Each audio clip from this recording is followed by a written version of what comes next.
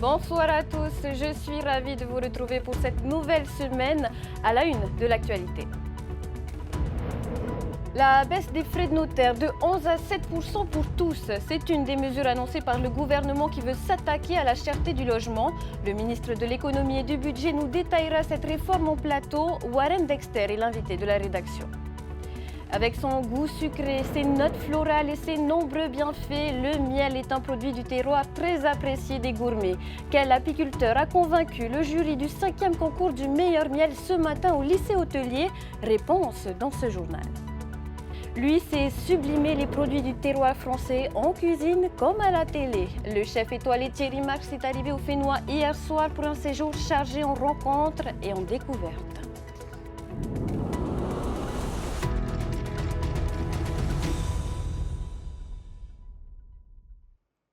Avant de développer nos titres, ce drame au lycée professionnel de Otouroa, à Reatea.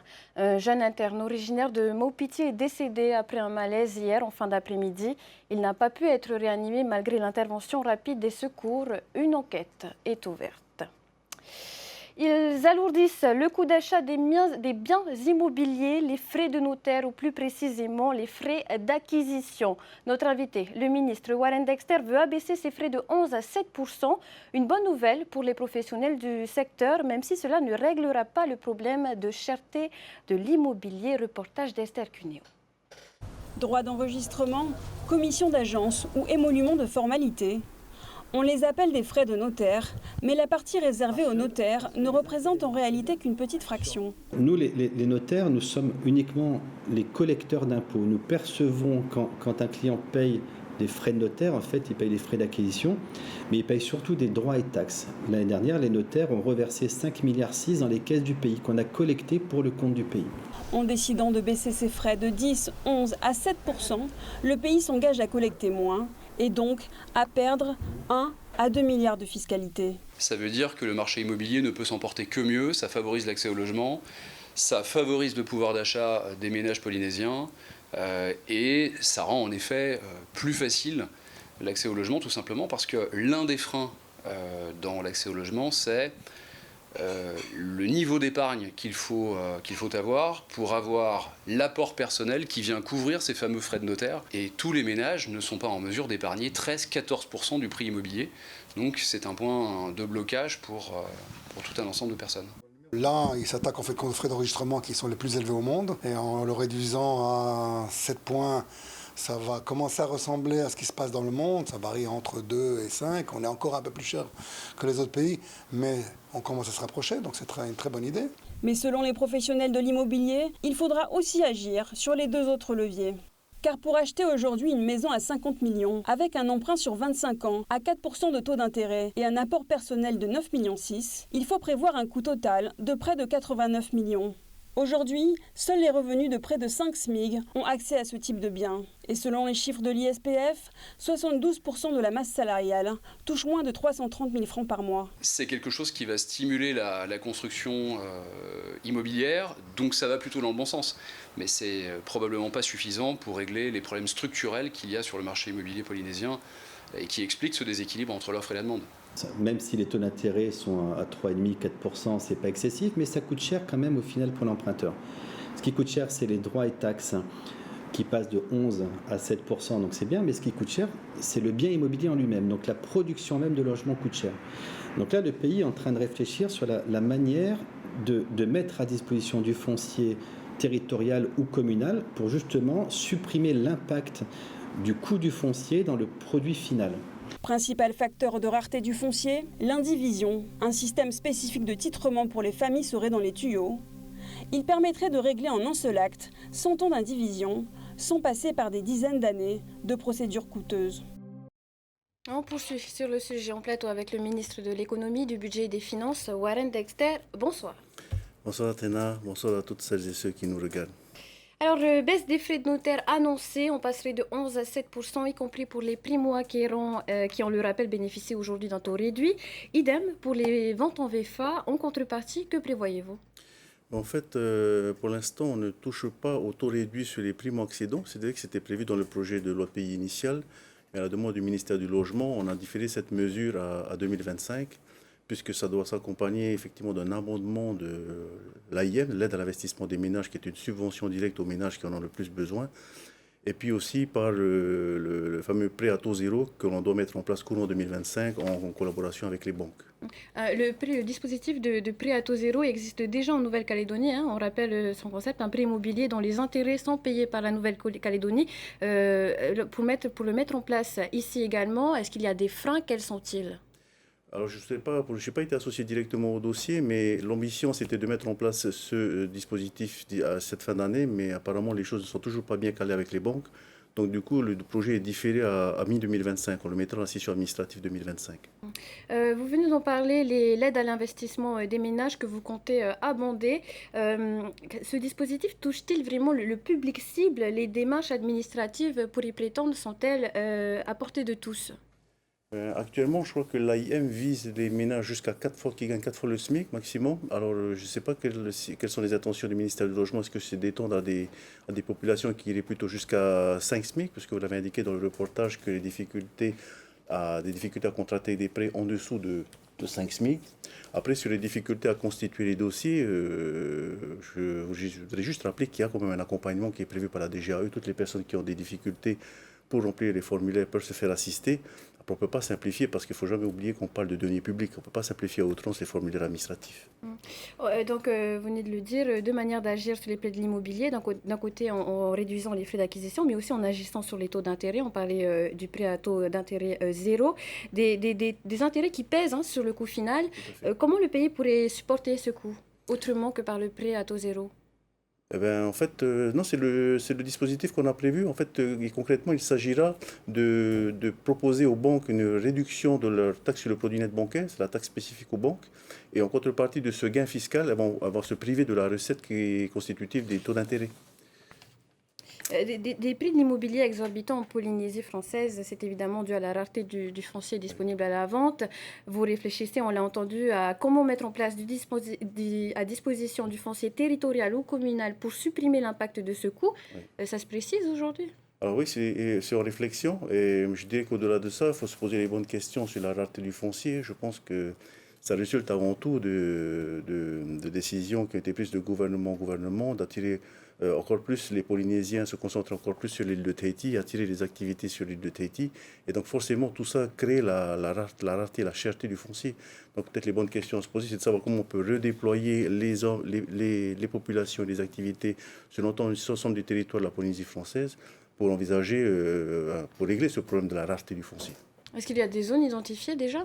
Pour l'instant, non, mais l'un des dossiers sur lesquels on travaille avec le ministère en charge des archipels, c'est de mettre en place de vraies mesures incitatives à l'investissement dans les archipels et à la déconcentration administrative dans les archipels. Et au-delà de ça, comment pourrait-on accélérer la sortie de l'indivision? Alors, sortie de l'indivision, c'est un sujet un peu délicat parce que tantôt on dit que c'est une bonne chose, les ménages ont besoin de sécurité juridique, mais en même temps on nous dit que l'indivision, ça a toujours été permis de ne pas vendre les terres.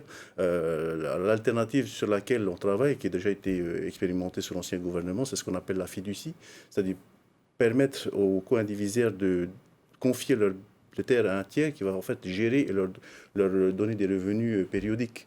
Donc, il y a un projet de texte qui a été mis en place sous l'ancien gouvernement et je crois que savoir que le ministère du Logement en cours veut en fait parfaire ce texte parce qu'il l'estime en l'état qui n'est pas suffisamment adapté aux spécificités polynésiennes. Donc, c'est un peu une solution à contre-courant de la propriété individuelle. C'est plus adapté aux Polynésiens? Je pense que c'est plus adapté aux Polynésiens dans le sens où il n'y aura en aucun cas une vente de terre. C'est la gestion de terre au bénéfice des Polynésiens. On parle beaucoup de foncier, de patrimoine. C'est un terme qui revient beaucoup dans votre réforme du régime des non-salariés et celle de votre confrère du ministre de la Santé. Cela suscite beaucoup de questions, et notamment chez les patrons. Il faut encore définir, préciser. Votre but est-il clairement de taxer le patrimoine davantage? Ça dépend de quoi on parle. Si on parle de la réforme des régimes sociaux, je laisserai la réponse à mon collègue Cédric Mercadal. Moi, à mon niveau fiscal, je dis effectivement qu'en tout cas dans ma réforme fiscale, que si on veut faire baisser le coût de la vie en Polynésie, c'est de diminuer la fiscalité indirecte, qui représente 70% des recettes totales du pays, et en contrepartie, puisqu'on a toujours besoin d'argent pour financer l'action publique, d'augmenter la fiscalité sur le patrimoine. Les patrons, on a reçu récemment Christophe Plé de la CPME, mais aussi Steve Gamblin du MEDEF, regrettent la suppression de la TVA sociale qui avait fait tant de bruit à l'époque. Serez-vous favorable à son rétablissement, vous aussi?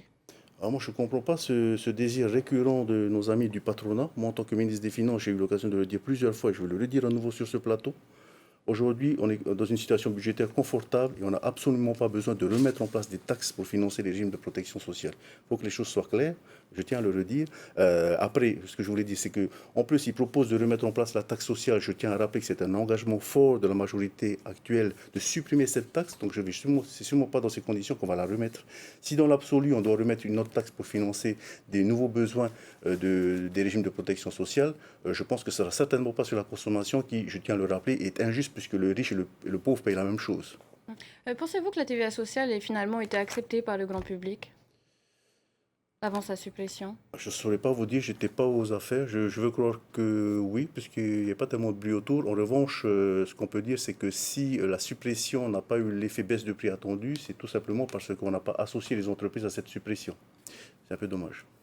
Monsieur le ministre, on vous fait réagir également sur le potentiel futur PDG d'Air Moana. Selon nos informations, il s'agit de Lionel Guérin, une pointure de l'aviation, entrepreneur, ingénieur pilote. Il a aussi été directeur général délégué du groupe Air France KLM et il devrait donc prendre bientôt les commandes de la jeune compagnie. Il est d'ailleurs arrivé la semaine dernière au Fénois, la Polynésie qu'il connaît puisqu'il est marié avec une femme originaire de l'île sacrée Raiatea, ce qui lui a notamment permis de tisser des liens avec notre pays. Un expert du transport aérien pour accompagner Air Moana, vous l'avez rencontré, est-ce l'homme de la situation aujourd'hui? Tout à fait, je l'ai rencontré la semaine dernière et en tout cas tout porte à croire que c'est l'homme de la situation.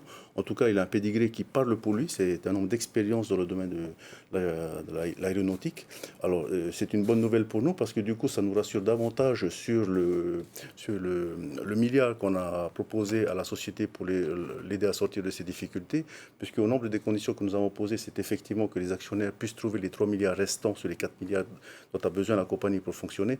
Mais en plus, on a demandé de modifier la gouvernance, c'est-à-dire de trouver de vrais sachants dans le domaine de l'aéronautique. Et je pense que M. Guérin répond à ce profil-là, oui. Vos demandes ont été répondues. Vous avez répondu, ils ont répondu à vos demandes, donc. Oui. Merci, Monsieur le ministre, et merci d'avoir accepté notre invitation ce soir. Alors. Le reportage qui suit titillera certainement la curiosité des gourmets et amateurs de bonnes saveurs. Ce matin, l'association Apis Polynetia a organisé la 5e édition du concours du meilleur miel à l'école hôtelière de Tahiti. 5 nectars étaient en lice. Découvrez le grand gagnant dans ce reportage de Thomas Chabrol et Mireille Théato. Avec sa robe dorée, plus ou moins claire, des arômes parfois fruités ou épicés, le miel millésime 2024 se déguste comme un bon vin. D'abord, le jury, composé de personnalités de tous horizons, observe la couleur et la transparence des 5 miels retenus pour ce concours. Vient ensuite la recherche olfactive des arômes et enfin la notation par rapport au goût.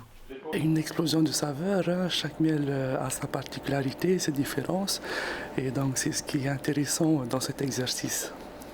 Il y en a certains qui sont sautés tout de suite. Il y a quelques goûts qui sont très très intéressants. Et après, il y a certains d'autres qui sont moins à mon préférence. Les miels de Polynésie sont multifloraux. La direction de l'agriculture a déjà identifié 60 types de pollen différents sur l'ensemble des archipels. Pour ce concours, les miels sont issus de ruchers de Tahiti et des marquises. Ils ont été analysés, leurs caractéristiques physico-chimiques répondent aux normes en vigueur. Des normes qui ouvrent aujourd'hui la voie d'une réglementation pour protéger l'appellation miel. L'objet de cette réglementation, c'est de protéger les producteurs et les consommateurs pour garantir ce qu'on a dans le pot. Quand on achète du miel, on s'attend à avoir un produit qui a été élaboré par les abeilles, qui n'a pas été mélangé à quoi que ce soit. Les consultations avec les apiculteurs se poursuivent pour définir les critères de la réglementation. La difficulté en Polynésie, c'est qu'on a des habitudes de consommation sur le miel, notamment des miels vieillis, des miels un peu charpentés, des miels de caractère. Et de notre côté, la problématique de la qualité du miel, puisqu'on sait que ces miels sont souvent dégradés. Un miel exposé à la chaleur perd des propriétés qui sont intéressantes. Et ça, nous estimons que le consommateur est en droit d'exiger cette qualité. 77 apiculteurs professionnels sont recensés en Polynésie. Cette année, le concours est ouvert aussi aux amateurs. Et c'est justement l'un d'entre eux, Luc Bassez, avec son miel Tahitian Bees, qui remporte la médaille d'or 2024. Une surprise. La médaille d'argent revient au rucher de l'Inéa à Ivaoa. Le miel Vaioma remporte le bronze. Et en sauce ou encore dans des desserts, lui sait sublimer ses plats avec du miel, mais pas seulement. Le chef étoilé Thierry Marx, bien connu pour ses apparitions dans des émissions de cuisine, est arrivé au Fénois. Son séjour sera particulièrement chargé puisqu'il animera plusieurs masterclass ainsi que des conférences pour les étudiants et les professionnels. Il en profitera pour mieux connaître les produits locaux. Un programme qui a démarré avec un premier arrêt à Mahina ce matin. La commune travaille depuis plusieurs mois à une collaboration avec le chef étoilé. Ils portent ensemble un projet qui verra le jour sur les anciens terrains militaires du RSMA. Laure Philibert l'a suivi ce lundi. Reportage. Tout juste arrivé et déjà des racines ancrées à Mahina. Le chef multi-étoilé Thierry Marx débute son séjour au Fénois en plantant un arbre à pin sur le site des anciens terrains militaires de la commune. Le symbole d'une renaissance. On est toujours dans la discussion. Et on espère aboutir, parce que ce qui a été présenté ce matin dans l'équipe qui travaille derrière, il y a quand même de grosses pointures qui réfléchissent derrière en background. Et voilà, pour nous, c'est tout gagnant. Fer de lance du développement sur la côte Est, Mahina prépare le réaménagement des ex-terrains du RSMA, 5 hectares en cours de désamiantage, où elle prépare des projets d'envergure. Il faut voir loin, voir juste, et apporter quelque chose de nouveau. Donc Mahina, il faut qu'il continue à se démarquer dans sa manière de faire, dans sa vision des choses, redonner un peu cet art culinaire avec les produits locaux, ça c'est sûr, mais revisité par M. Thierry Marx, je crois qu'on a tout à gagner. Hein.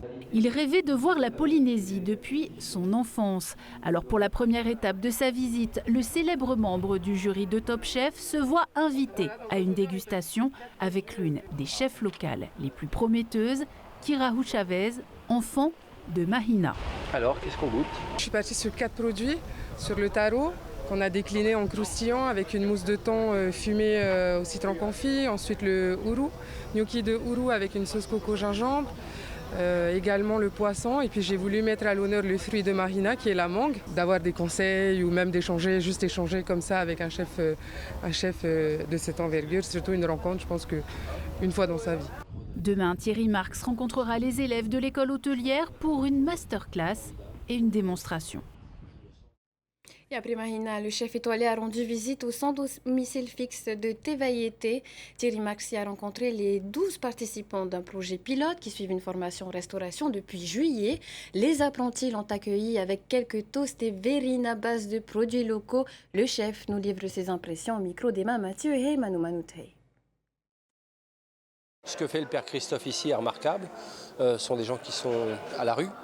Et c'est très compliqué quand vous vivez en mode survie toute la nuit. C'est quelque chose de très dur, mais que ces gens trouvent un repère pour reprendre confiance en eux au travers d'une formation, c'est essentiel. Je commence à goûter les mets polynésiens, c'est pas tant les mets qui m'intéressent, c'est les produits bien évidemment et l'état d'esprit des jeunes polynésiens, des jeunes chefs et chefs qui ont découvert qu'il y avait une véritable signature polynésienne de la gastronomie. Et ça, ils le revendiquent maintenant dans des circuits courts. Et je pense qu'on va découvrir dans les années à venir des gens qui ont une vraie signature polynésienne. On poursuit au rythme des goélettes avec cette escale hors du temps à Ahe, au Tuamotu. Savez-vous que sur cet atoll, la pesée du cobra se fait d'une manière bien particulière? Pounoua Toti nous en dit plus, regardez. Chaque arrivée de la goélette est synonyme d'approvisionnement des habitants en denrées alimentaires. C'est aussi le jour de paie pour les copraculteurs.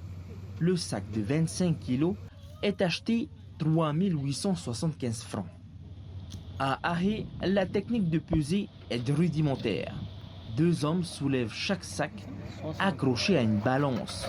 L'opération se déroule sous l'œil attentif du subrécargue.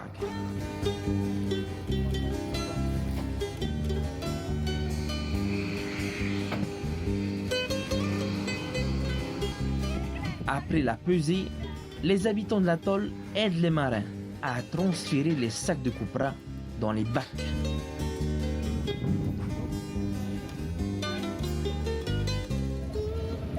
La dernière fois, l'élévateur, on a fini à 2h du matin. Et là, l'élévateur, voilà, l'élévateur. On a vite fini. L'opération aura duré 2 heures. Il ne reste plus qu'à transporter les bacs à bord de la goélette. Dans une semaine, Ces sacs seront acheminés jusqu'au port de Papeete.